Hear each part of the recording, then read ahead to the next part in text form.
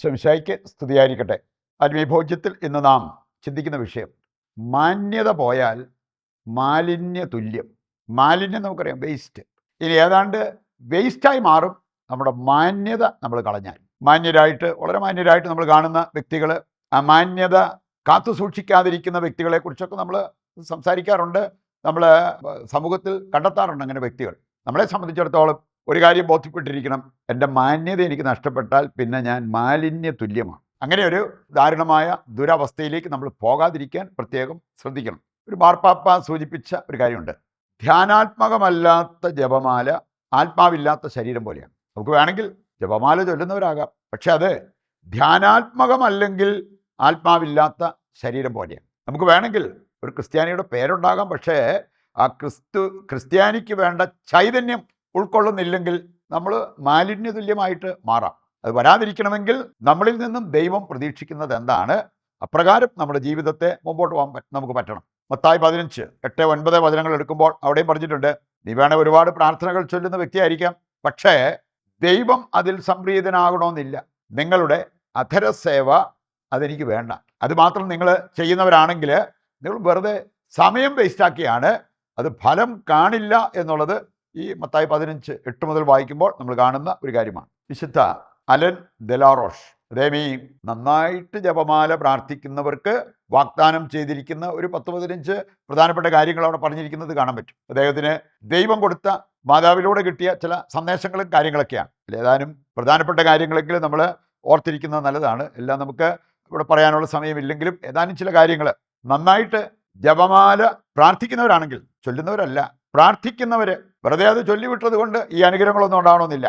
നന്നായിട്ട് ജപമാല പ്രാർത്ഥിക്കുന്നവരാണെങ്കിൽ അത് നരകത്തിനെതിരെയുള്ള ആയുധമായിട്ട് മാറും. അതുപോലെ തന്നെ പ്രത്യേകമായ സംരക്ഷണം, അതുപോലെ നന്മയിൽ തഴച്ചു വളരാൻ അത് സഹായിക്കും. നമ്മൾ ഏതായാലും ജപമാല പ്രാർത്ഥിക്കുന്നവരാണല്ലോ, അത് നന്നായിട്ട് അതിൻ്റെ സൽഫലങ്ങളെക്കുറിച്ച് മനസ്സിലാക്കി പ്രാർത്ഥിക്കുകയാണെങ്കിൽ ഈ അനുഗ്രഹങ്ങളെല്ലാം നമ്മുടെ ജീവിതത്തിൽ ഉണ്ടാകും. നന്മയിൽ തഴച്ചു വളരാൻ അത് നമ്മെ സഹായിക്കും. പാപത്തിൽ വീഴാതിരിക്കാനുള്ള ദൈവിക സംരക്ഷണം അത് നമുക്ക് നൽകും. ഇനി അങ്ങനെയുള്ളവർക്ക് ദൗർഭാഗ്യം വരില്ല, കൂദാശ കിട്ടാതെ മരിക്കുന്നൊരു അവസ്ഥ അവർക്കുണ്ടാകത്തില്ല. ശുദ്ധീകരണ സ്ഥലത്ത് നിന്നും അതിവേഗം അവർക്ക് സ്വർഗത്തിലേക്ക് പ്രവേശനം ലഭിക്കും.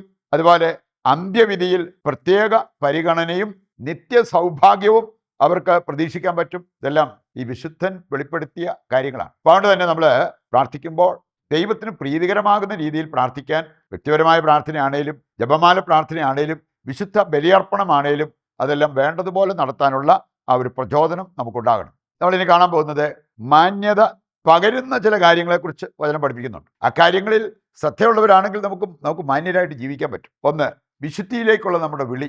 എഫേസസ് 1:4 വായിച്ചാൽ അവിടെ പറഞ്ഞിട്ടുണ്ട്, ലോകസ്ഥാപനത്തിന് മുമ്പ് തന്നെ യേശുക്രിസ്തുവിൽ തിരഞ്ഞെടുക്കപ്പെട്ടവരാണ് ദൈവമക്കളായ നമ്മൾ. എന്തിനു വേണ്ടി? ദൈവത്തിന് മുമ്പാകെ പരിശുദ്ധരും നിഷ്കളങ്കരുമായിരിക്കാൻ. ഈ രണ്ട് കാര്യങ്ങൾക്ക് വില കൽപ്പിച്ച് നമ്മൾ ജീവിക്കുന്നുണ്ടെങ്കിൽ നമ്മൾ മാന്യരാണ്. നമുക്ക് അതിൻ്റേതായിട്ടുള്ള ഒരു മാന്യത ഉണ്ടാവും. ജ്ഞാനം 5:19 വായിച്ചാൽ അവിടെ പറഞ്ഞിട്ടുണ്ട്, അജേയമായ ഒരു പരിചയമായിട്ട് മാറുന്നതാണ് വിശുദ്ധി. ആ ജീവിത വിശുദ്ധിക്ക് നമ്മൾ പ്രാധാന്യം കൽപ്പിക്കണം. രണ്ടാമത്തെ കാര്യം, വചന ശ്രവണം. വചനം ശ്രവിക്കുന്നത് മാന്യതയുടെ ഒരു ഭാഗമായിട്ട് വചനം എടുത്ത് കാണിക്കുന്നുണ്ട്. അപ്പോസ്തല പ്രവർത്തനങ്ങൾ 17:10 മുതൽ വായിച്ചാൽ ബൊറോയായിലെ യഹൂദന്മാരെ കുറിച്ച് അവിടെ പറഞ്ഞിരിക്കുന്ന ഒരു കാര്യം, അവര് മറ്റു വ്യക്തികളെക്കാൾ മാന്യരായിരുന്നു, മാന്യരായി കരുതപ്പെട്ടു. എന്തായിരുന്നു കാരണം?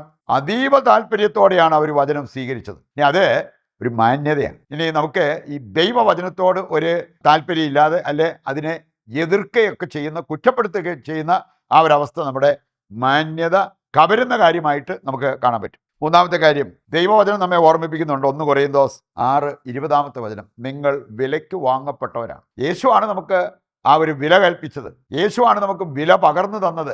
അവൻ നമ്മെ വിലയ്ക്ക് വാങ്ങി. അപ്പം അതുകൊണ്ട് നമ്മൾ വിലയില്ലാത്തവരല്ല, യേശുവിൻ്റെ രക്തത്താൽ വീണ്ടെടുക്കപ്പെട്ടവരാണെന്നുള്ള ആ ഒരു ബോധ്യത്തോടെ നമ്മൾ ജീവിക്കുമ്പോൾ നമുക്ക് മാന്യതയോടെ ജീവിക്കാൻ പറ്റും. റോമ 8:17 വായിക്കുമ്പോൾ അവിടെ പറഞ്ഞിട്ടുണ്ട്, നമ്മൾ മക്കളെന്ന നിലയിൽ അവകാശികളാണ്. ഒരാൾ മാമോദീസ സ്വീകരിക്കുന്ന എന്തിനു വേണ്ടിയാ? ദൈവത്തിൻ്റെ മകനോ മകളോ ആകാൻ വേണ്ടി. ദൈവത്തിൻ്റെ മകനും മകളുമായി മാറുക. അങ്ങനെയുള്ളവർ അവകാശികളാണ്, യേശുക്രിസ്തുവിൽ കൂട്ടവകാശികളുമാണ്. നമ്മൾ ഇനി കാണുന്നത് മാന്യത കവരുന്ന ചില കാര്യങ്ങളുണ്ട്. മാന്യത പകരുന്നവയെക്കുറിച്ച് നമ്മൾ കാണുകയുണ്ടായി.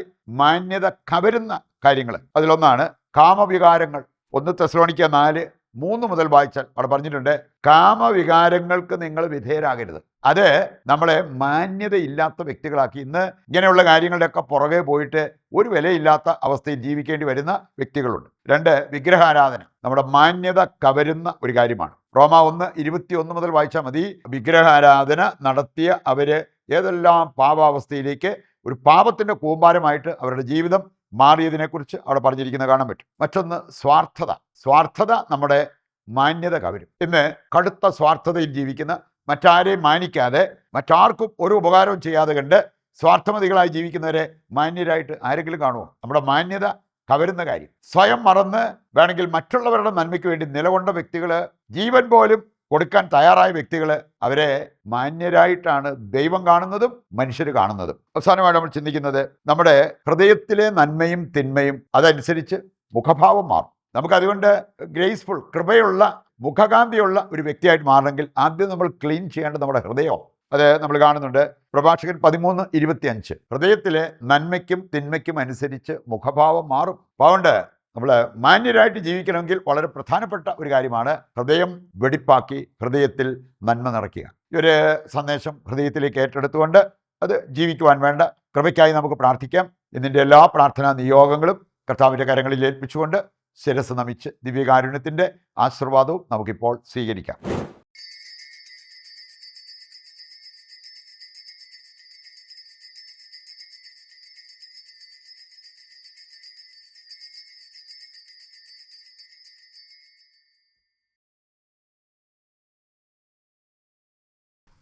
പരിശുദ്ധ പരമ ദിവ്യകാരുണ്യത്തിന് എന്നേരവും ആരാധനയും സ്തുതിയും പുകഴ്ചയും ഉണ്ടായിരിക്കട്ടെ. നാളെ മറ്റൊരു എപ്പിസോഡുമായി വീണ്ടും നമുക്ക് ഒരുമിച്ച് വരാം. ദൈവം നിങ്ങളെ സമൃദ്ധമായി അനുഗ്രഹിക്കട്ടെ.